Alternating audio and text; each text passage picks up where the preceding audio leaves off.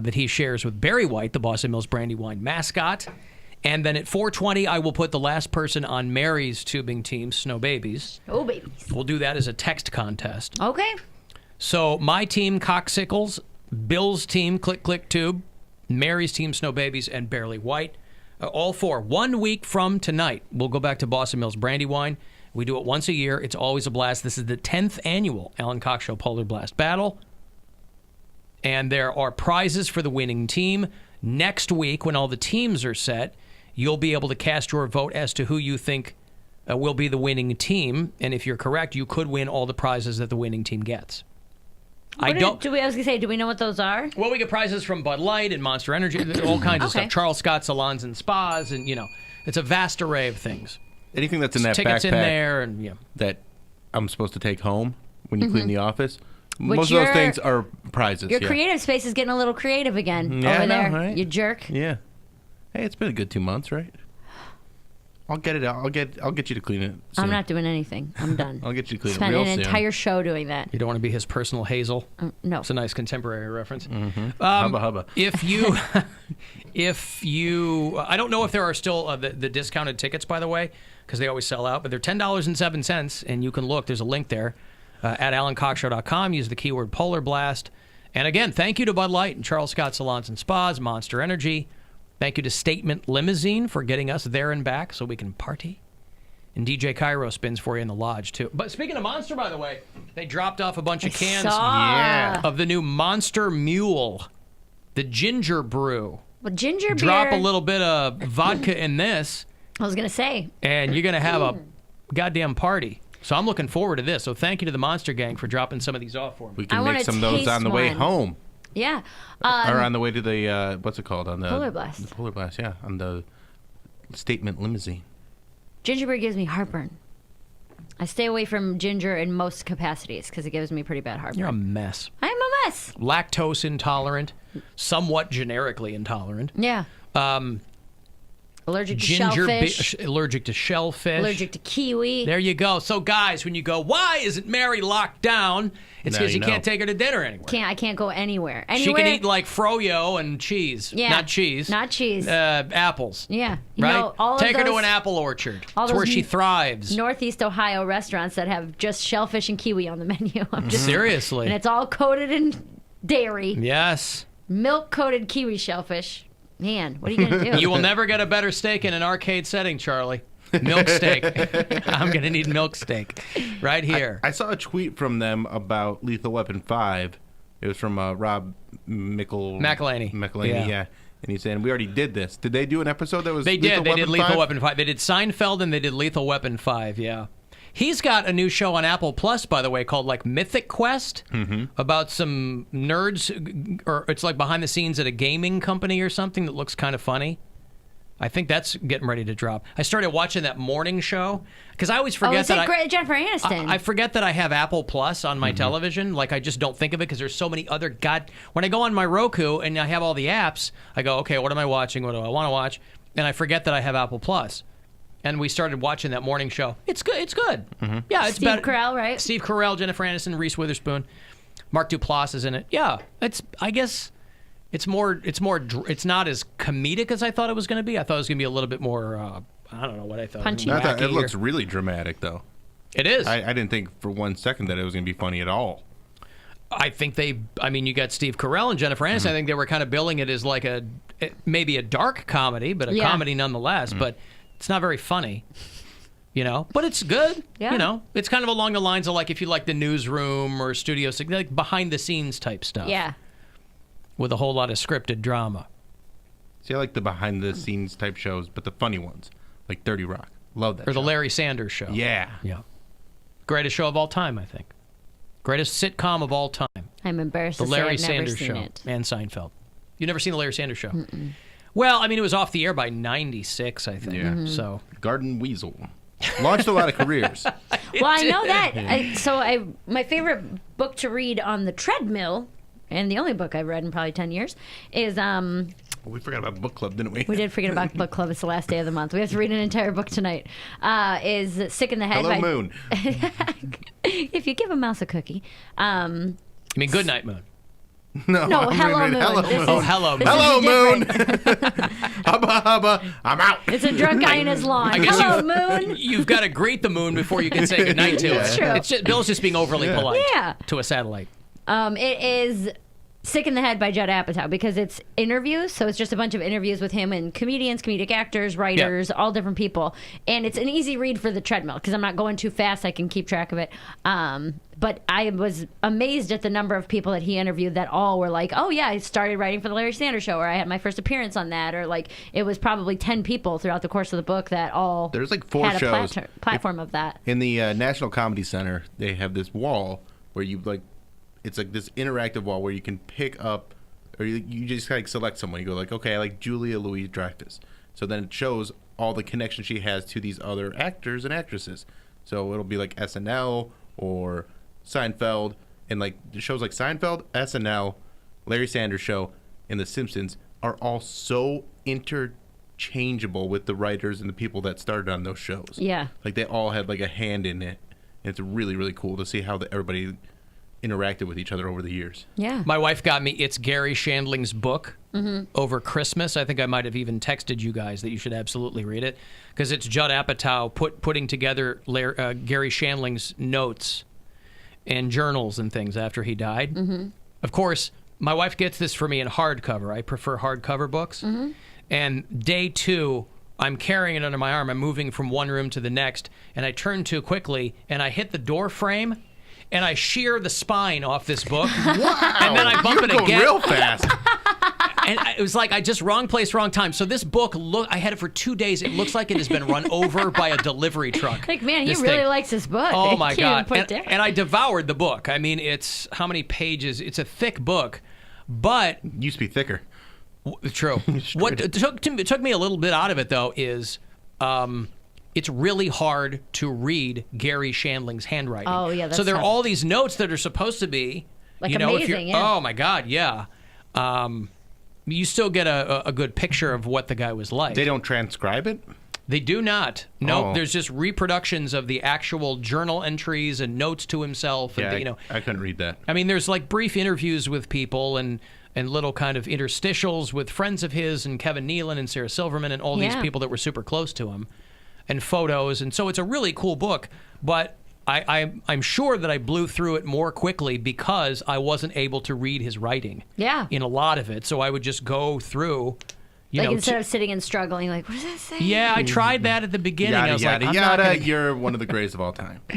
When I was, But still, I mean, even beyond what fans of Gary Shandling know about him, just a deeply, deeply, deeply insecure guy. You know, to the point where like I stopped reading some of the notes, even if I could make them out, because it was a lot of this like self-flagellating, you know, do better and get to the center of like, okay, man, just be funny. You're a funny guy. Just be funny. We were just- the overthinking of everything. I mean, it's like, come on, man. well, Bill and I went and saw Marc Maron last night, and we were just talking about that, how I was saying I've never seen him live. I have had zero experience with any Marc Maron content. I've never listened to an episode of his podcast, anything, which I know as a student of comedy is not a great thing to admit. No, But you've sitting- had zero exposure to Marc Maron up till last night. Up until last night, but sitting and watching him, he did almost 2 hours. Sitting and watching him, I wasn't laughing out loud the whole time, but I was so appreciative of how good he was at this. And I was like, oh my God, I'm in awe. And I told Bill, I was like, I don't know if I could hang out with him because even through like out his whole entire set, I'm like, he's pretty negative and very insecure. And you can get that through the things that he's saying, but he's this brilliant comedian. He's been in here a few times over the Yeah. years. Yeah. But he's mentioned those things himself over the course of the night last night. Oh, But he it was mentioned like, being on the show. That's nice. yeah, he was like, dude, couple Alan times. Cox Show, he's just everybody standing O at the Agora. I just Everyone's remember like, the first time he was on the show was like that morning Rover had a puke cannon or Yeah. something. And Maron was in here that afternoon being like, what, you guys don't have puke cannons? Thank God. And I was Right. like, no, it's in, Not really our the, thing. it's in the Not the- puke cannon yeah. show. But Not yet. Not yet. Working Now on that we it. got the lighting, that vomit is going to look Oh, amazing. we can turn it green. We can turn oh, the my. lighting green. Turn it whatever we want. Yeah. Ever seen Periwinkle puke No. at the Agora this weekend? Yeah, now you can get it in here. But it's those type of people who are, I think their insecurities drive them to be great, though, because nothing's Yeah, ever 'cause good enough. Nothing's so good they're- enough, so they keep going and keep tinkering, and they go, well, this could be better. This could be better. But Well, also- I'm not working hard enough. I need to work harder. But also Maron, you know, he's kind of like, boy, who'd have thought that in my 4th decade of showbiz is when everything would blow up for me? Dude. I mean, seriously. He said he's been doing it 35 years. Well, yeah. I mean, crazy. back in the day on Comedy Central, they had a thing called short attention span theater that was just, in the early days of Comedy Central, it was just clips of stand-up. They didn't have any original content, and they would have Marc Maron behind a desk introducing clips, and he had the long hair, and he was clean-shaven, and he had the glasses, and he was angry, and, so... Yeah, I've been a Maron fan for a long time. It's pretty wild that that's the first time you've had any. I had a lot of friends But you weren't curious up till that point? So when I first started comedy, I was out in Toledo, and I had a group of comic friends who, surprise, no longer do it, but they were obsessed with Marc Maron, and you didn't get television in Toledo, so you couldn't see him. Exactly. Yeah. But their obsession with him and the way that they mimicked it made me not want to go into it, which I know is like a very backwards way to think, like, oh, I should go see how great this is and what they're trying to do. Yeah, you should have seen how much better he is at being him than they are. They turned me off to it, and then from then I just kind of never went back to it. Well, it's like when I started doing stand-up, there were a lot of guys that were into Bill Hicks. Yeah. And trying to do Bill Hicks. Yeah. I liked Bill Hicks too, but I was like, that's not an affectation. Right. That is how he does what. And it's the same thing with Maron. You'd see a lot of guys back then trying to do Maron because they thought, oh, the guy just goes up and talks. Yeah. Or they sit down on the stool. I'm like, dude, this is your 3rd open mic stand-up. What are you doing? To them, it seemed like it was more of they thought that style was a shortcut rather than somebody who actually. They worked hard. They are, That's right. just who they are. Right. Yeah. But he was masterful last night, dude. It was incredible to watch. Sold it out, I assume? Yeah. It was really like It looked really rowdy. I was looking eye-opening at Bill's Insta story. Yeah. That was just Rowdy. sitting down. I want to say rowdy. I mean, that was when people were filtering in. Yeah, that's so people getting. I was gonna say, I ready to thought they go. were like, yes, Megs, like No. Okay. You mean there I mean, was they were excited. Like when he came he got out, a standing he O was- twice he on the was, way in and then the way out. People were screaming and yelling and cheering for him, but they weren't rowdy, and it was a great show. He's very, very funny. There wasn't a lot of yas, bitch, at the Marc Maron No. show? Not really. There was one drunk lady after you left, Bill. There was one drunk lady who was yelling back, and Marc he just kind of smiled, and he was actually talking about feminism, which is what made it so funny, is why she yelled out. And he goes, I see where this is going. He goes, you're about one drink away from crying at me and yelling at me, but telling me how much Actually you heard love all me that, all at the yeah. same time. Oh, you did? Were you walking I out stopped. when that happened? I'm like, okay, well, let's see how this turns out. So this drunk lady, and she's like, I don't know, I'd treat your promoters like that, and being all drunk. And he's like, I get it. You're a little loopy right now, and then it's gonna be like, I love you so much, Marc. Why are you talking to me that way? And like he goes back and forth with this lady. She was the only one who got all into it. She's trying to talk to the girl next to her, and the girl next to her was like, stop. Like, I'm watching I'm from not the part of balcony. this, yeah. Right. The girl next to her was like, stop, stop, stop. And she got all pissed up and got up and left. And the girl next to her closed her folding seat and put it on the ground so that she couldn't come back. Closed her what? I know. Her folding Her seat. chair. He like closed her chair and set it on the ground. I know people like to drink and they're going out and you drink whatever you're doing, but I never understood being drunk at a comedy show. If you're going to a It's band, an accident. I like a buzz. I like accident. I like having a accident. drink. Like accidental. I bet she was way I too think so. old Yeah. to have been accidentally drunk. No, I don't think you ever, because nobody is like, I'm going to get wasted to go sit and be quiet. Like, that's not a mindset. No, but you I've know been you're going to a accidentally drunk comedy. at a comedy show. How do you get accidentally drunk? Where you drink too much at dinner or something. Like, if you say you have Well, 2 glasses of wine at dinner, and then your third one you finish before the opener's done. But you wouldn't be mouthy at a comedy show. I guess I should make the distinction between being drunk and being loud. No, Yeah, there's a lot that's of people true. that go there with the intention of being mouthy because they want to be part of the show, and they think that's what you're supposed to do. They think it's not the majority of people, but there's a lot of people that will go. Like at Bert Kreischer's taping, like my he had to like God. shut down a dude because the guy just wanted to do a shot with the machine. So like the whole time, But he's also the kind of guy that he maybe- attracts that crowd. Yeah. Yes, Yeah. Maron is not that guy. No. Like, all you gotta do when you get drunk is just laugh louder. Like, no one's gonna be mad at you for laughing louder if everyone else is laughing too. I don't understand. Yeah, you don't want to be the loudest laugher. But I would rather you be the usually loudest me. laugher than the heckler. Yeah. No Right. one likes a heckler, but everyone will either laugh with you because you're laughing so loudly, Yeah, the or laughter laugh can at be you. contagious. Yes. The problem like with the coronavirus. Were there a lot of people there in surgical masks I trying to didn't see ward off laughter? any, actually. Really? The problem with hecklers is that when comedians are good at their job and they deal with it and make it funny, hecklers think They're a part of the show now. Oh no, I they made the think show better. I did that. Yeah. That big laugh was because I shouted. And it's actually because I'm very good at my job and was able to spin it. And you would have, if it was a younger comic, they would have ruined the show, kind of a thing. And sometimes they just keep going, and then it's like you're trying to shut it down. Like you get one good line off, and then it's great and it's funny, and then you try and go back to your act, and then the heckler keeps going. You're like, no, we're done with that now. Yeah. I put you in your place. Shut up. It gets annoying. I just don't. I don't understand why people go out and act like that. Like all you gotta do is just sit there, go enjoy the show. Why do you want to be get drunk?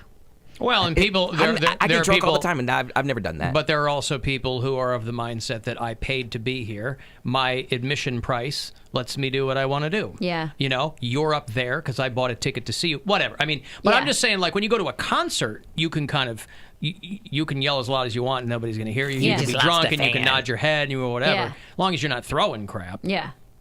But, Alan, I will gladly take Mary to an apple farm for date night. She is a fox. Oh. There you go. Will you wash her hair? I want my hair washed. Yeah. Do foxes like apples? Wash it in apple cider. Ugh. That it does sound like some trick you'd see on Instagram where they're like, if you wash your hair once a week in apple cider, it will be so shiny and prevent damage. I got sprayed by a skunk and I did my hair in tomato juice and I got the skunk out. But after that, my hair looks so nice. Now I use tomato juice. Something about the acidity the is like if you time. have split ends, like you don't even know. Like what do you even know what like tomato seeds can do for your hair? You do that Now so well. It I- makes me so angry. Now I pray to get sprayed by a skunk. It's like not the end of the world. Like don't even think that's like a problem because it's not a problem. Ugh. I know. It's good. I've spent No, it's my good. life around that know. girl. Alan, I saw Seinfeld on Coke once. Worst experience ever. I assume you mean you were on Coke. Sir I was like or madam. Seinfeld on Coke. Yeah, Coca-Cola, maybe. But yeah, probably not. I assume you mean you were on Coke. Cocaine is not conducive to comedy shows at all. Don't Grind do it. in your teeth. You can't hear Yeah, what's going up sit on still. stage. Yeah. You have better Just sitting there ideas just, than like, they do. shaking, Your just knees like, are going. Yeah. Oh, sounds terrible.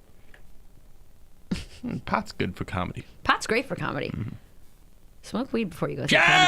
comedy show. Yes. All right, man. We're going to go see somebody who's going to laugh, smoke some weed, man. Yeah. Smoke weed every day. I want to do zero activities when I smoke weed or take an edible. I don't want to do anything. I want to sit there and just be high. Yeah, that's kind of what you get to do at a comedy show. No, You sit and you enjoy then you- someone being funny. at a certain point you have to get up and like walk, and there's crowds. But and if you there's- time it right, you will only be high for the 2 hours that you're at the show.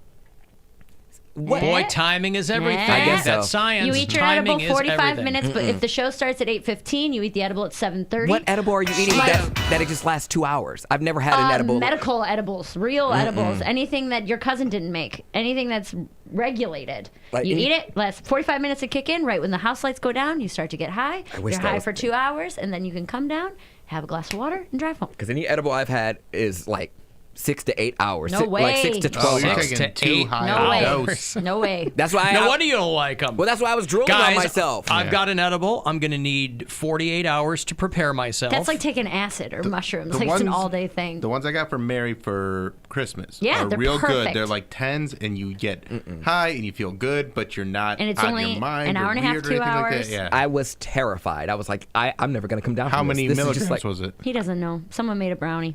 No, it wasn't. It was in California. You probably ate too much. You probably ate like 25. Well, it was a sucker. Yeah. It was like a lollipop, and Sure I was just like, was. I'm like, I had it, and then I was like, this tastes great. I'm gonna take a nap, and I was like, when I wake up, I'll be high, and I went to sleep. I woke up, I was like, oh hell, I'm high. Yeah, Wake up high. Yeah. Alan, at the comedy tour 2 years ago, a person right behind me heckled Mary. She thought it was me and started yelling at me, so I had to shake my head in an attempt to tell her it wasn't me. Oh, I'm sorry. You shut up, sir! I've gotten Ma'am? much better in the last few years about dealing with hecklers in a nice way, or not even nice, but not immediately saying A something non-confrontational Right. way. You had a little streak there I where had a you streak were where I was real mean. I was brutal, and the reason why I stopped it is because Sam at Hilarities told me he was going to stop working me. He's like, I get it. If someone yells, you got to say something back. He's like, but you are pissing a lot of people off. Like you cannot be that mean. So I had to learn I how liked it. It was to funny. how to like interact with the crowd What's the without meanest thing being you've said? mean. Oh, I was always something just way over the line about the way they look or being fat or whatever. Low-hanging fruit. Always Just like, low-hanging fruit. Gotta Well, if try I to was work fat my as you, exit. I'd kill myself right now. Yeah, just some very, my very God. mean things. I mean, that's not what she said, but she would go for the jugular. Immediately. Yeah. There was no playing back and forth, which I've gotten a lot better at. But yeah, there was a brief time period, about 2017 and 18, was when I was learning how to do crowd work and also Living being your best very, life. very mean. Yes. So I apologize, Texter. I'm sure it's forgiven by now. Maybe it's not. Maybe he's really still pissed off and he thinks about it every day. It's like sad. He's got a photo of you in his bedroom, and he's like Xing out the eyes with a compass. I'll wash your hair. Yeah, that's right. My blood. I'm gonna cut out your dirty mouth. So yeah, get yourself some Medibles, Poundcake, and you'll be in good shape. Medibles. Yeah. Medical edibles. All right. Well, yeah, that too. Okay, let me break. You want to send me a text, 35192. If you want to get through, not the phones in here, but if you want to drop us a message, you can. The after-hours line still operational, 216-986-8903, or hit us up at alancoxshow.com. The Alan Cox Show on 100.7 WMMS. And everywhere you go on our free iHeartRadio